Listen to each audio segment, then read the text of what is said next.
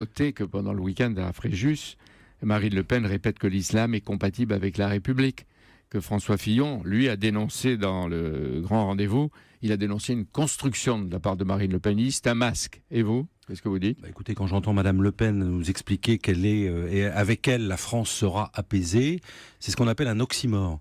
C'est un petit peu comme si François Hollande prenait la tête d'un mouvement de défense des contribuables, ou si Monsieur Martinez organisait des manifestations pour la défense du service minimum dans les transports. Voilà, c'est un oxymore.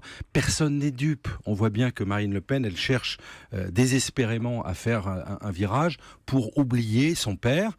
On ne voit plus son nom sur ses affiches, pour oublier qu'elle est la candidate du Front National. On ne voit plus le nom du parti, mais les électeurs ne seront pas dupes. Marine Le Pen, vous avez entendu à Fréjus, elle encense le général de Gaulle. Elle se compare au général de Gaulle. C'est peut-être une dérision de l'histoire.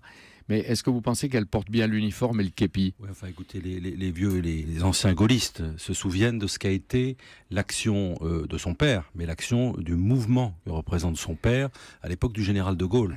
Ce sont eux qui ont combattu le général de Gaulle, ce sont eux qui étaient aux côtés des mouvements qui combattaient militairement le général de Gaulle.